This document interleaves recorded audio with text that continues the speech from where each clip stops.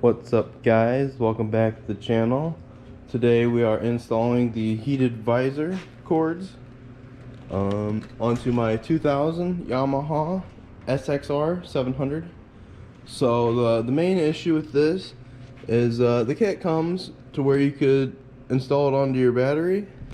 Unfortunately, this model does not have a battery, so we're going to have to wire it in. There's two different places that they wire these in. The first one's going to be up under the seat.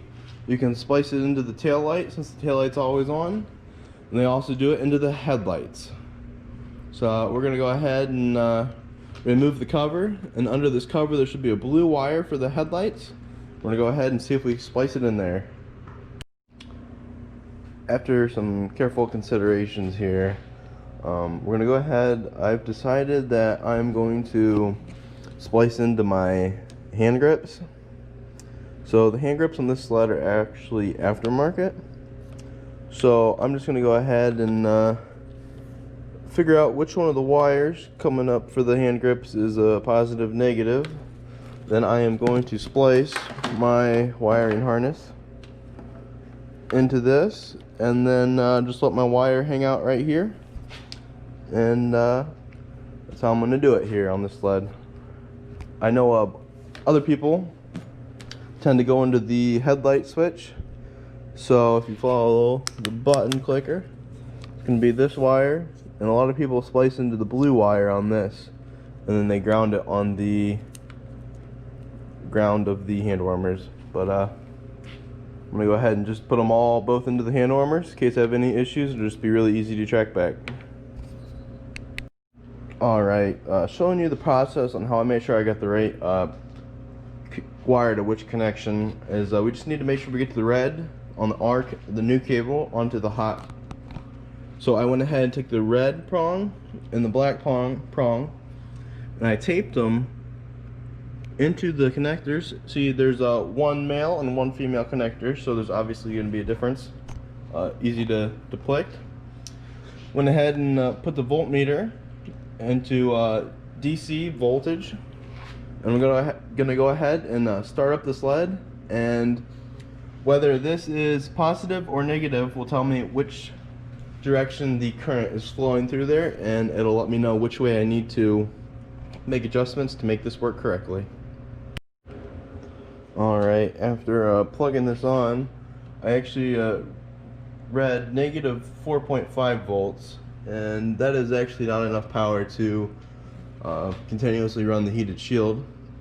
So we're going to go back and we're going to go use the blue wire off of the headlights. So at the wiring diagram, the L stands for the blue, then Y is yellow, and G is green. So the blue wire is the hot wire coming into the plug. So we're just going to go ahead and tap into the blue wire, and then we'll just continue to ground with the heated grip ground. Alright, real quick, I'm just going to show you how you verified to get the correct wires here. So right here we have the negative connected to where I spliced in our wire, and I am just double checking. See, we're going to use the blue connector, which is right here. So I'm going back, it's this one right here with the blue and white. So I attached my red prong to that. Then we're gonna go ahead and start the snowmobile. And we're gonna check the voltage. We have a positive 13 volts coming out. And with that's gonna be the correct amount of power to run our shield. So this is gonna be where we're wiring in our heated shield at. And to just show you what exactly we're doing, so right here we have this splice, and we are splicing our wire into the other wire. These splices, you get them at any hardware store. I mean, you get a 5-pack for $1 or $2, and it just squeezes the blade through both wires, and then it creates electrical connection for us. And finally, once we got both of the splices installed, we are putting our prongs into both electrical connection parts of the heated helmet piece. We're gonna go ahead and run it and make sure we have power at the end of the clip.